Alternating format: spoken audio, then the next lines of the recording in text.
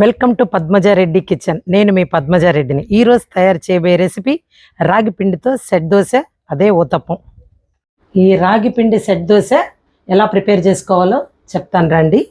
ముందుగా బౌల్ తీసుకొని చూడండి, ఈ కప్పుతో 1 కప్పు రాగి పిండి, సేమ్ కప్ అండి బియ్యపు పిండి, సేమ్ కప్పుతో పెరుగు, ఈ 3 వేసుకున్నాం కదా. ఇప్పుడు తగినంత సాల్ట్, మనకి ఎంత అవసరం అవుతుందో అంత సాల్ట్ కలిపేసుకోవాలి. ఇప్పుడు దీన్ని బాగా ఉండలు లేకుండా కలిపేస్తానండి. మామూలుగా నేను ఇప్పుడు విస్కర్తో కలిపేస్తున్నాను, మీరేంటంటే స్పూన్తో కలిపేసుకోవచ్చు, ఎలా అయినా కలిపేసుకోవచ్చు, కానీ నీట్గా రావాలా. ఇప్పుడు ఇందులో దీనికి తగినన్ని నీళ్ళండి, నీళ్ళకేం కొలత ఉండదు. మనం మామూలుగా దోశల కన్నా కొంచెం మందంగా, అంటే కొంచెం చిక్కగా మనం ఊతప్పాలు వేసుకుంటాం చూడండి, అలాగా ఈ రాగి పిండినంతా కలిపేసుకోవాలండి. కొంచెం కొంచెంగా నీళ్ళు వేసుకుంటే మొత్తం నీట్గా కలిపేసుకోవాలి. చూడండి, ఇలా మొత్తం ఉండలు లేకుండా ఇలా కలిపేశాను. ఇప్పుడు దీన్ని ఒక 2 నిమిషాల సేపు మూత పెట్టి పక్కన పెడతానండి. ఒక 2 నిమిషాలు నానితే సరిపోద్ది బాగా. చూడండి, ఒక 2 నిమిషాల సేపు నానింది అలాగా పిండి.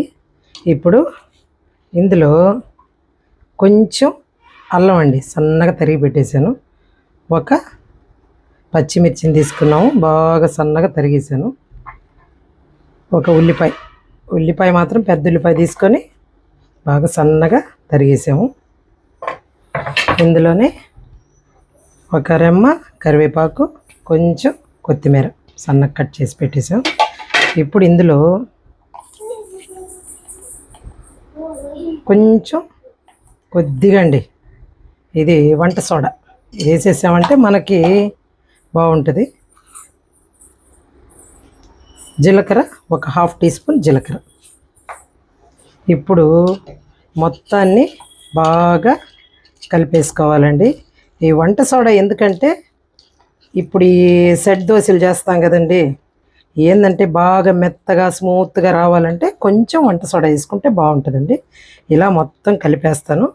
ఒకవేళ మనకు మరీ థిక్గా అనిపించిందే కొంచెం వాటర్ వేసుకొని, మనకి ఈ వాటర్కి మాత్రం ఏం కొలతలు అవసరం లేదండి. నీళ్లు కలుపుకునేటప్పుడు మనం కొంచెం జారుగా చూసుకొని, మరీ చిక్కగా కాకుండా మరీ పల్చగా కాకుండా కలిపేసుకోవాలి.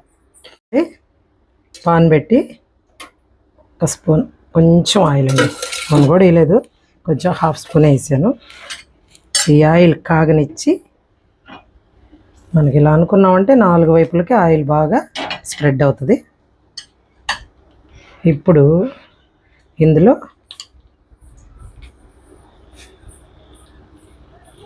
కలిపేసుకున్నాం కదండి పిండిని బాగా.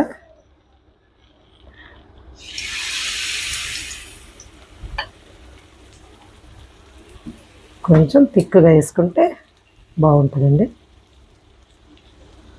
ఇప్పుడు దీనికి పైన మూత పెట్టి కొంచెం మీడియం ఫ్లేమ్లో పెడతానండి, బాగా ఉడకద్ది. చూడండి, ఈ సెట్ దోశని ఇలా నైస్గా ఇలా తిరిగేసేసుకోవాలా. ఇలా లోపల వైపు కూడా బాగా కాలనిద్దాము. చూడండి, ఇలా 2 వైపులా కాల్చేసాము.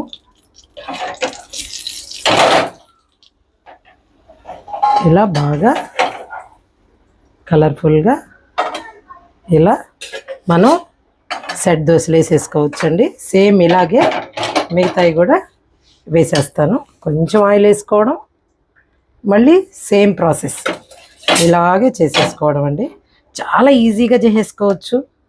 మన ఇంట్లో దోశ పిండిలు లేకపోయినా సరే, అంటే గోధుమ పిండితో ఒకటే టైప్ చపాతీలని కాకుండా ఇలా కూడా మనం ఈ విధంగా తయారు చేసుకోవచ్చు. చూడండి, రాగి పిండి సెట్ దోశలు రెడీ అయిపోయాయి. చాలా ఈజీగా తయారు చేసుకోవచ్చు అండి. ఈ దోశల్లోకి టమాటా చట్నీ చాలా బాగుంటుంది కాంబినేషను. ఇంకా నాన్ వెజ్ తినే వాళ్ళకైతే చికెన్ షార్వా చాలా బాగుంటుంది. ఇప్పుడు ఏం లేదండి, రాగులు అంటేనే మనకు కాల్షియము. ఇప్పుడు ఈ రాగి పిండిలో కాల్షియం ఉంటుంది కాబట్టి మనకు ఆరోగ్యానికి కూడా చాలా బాగుంటుంది. ఇప్పుడు ఎప్పుడన్నా మన ఇంట్లో దోశ పిండిలు ఇడ్లీ పిండిలు లేవనుకున్నప్పుడైనా ఈ రాగి పిండితో అలాగా దోశలుగా చేసేసుకోవచ్చు. ఈ రకంగా సెట్ దోశలుగా సాయంత్రం స్నాక్గా చేసుకోవచ్చు. చాలా చాలా రుచిగా ఉంటాయి రాగి పిండి సెట్ దోశలు. మీరు కూడా ఒకసారి ట్రై చేయండి. మా వీడియోస్ మీకు నచ్చినట్టయితే లైక్ చేయండి, షేర్ చేయండి, సబ్స్క్రైబ్ చేయండి, బెల్ ఐకాన్ ప్రెస్ చేయండి.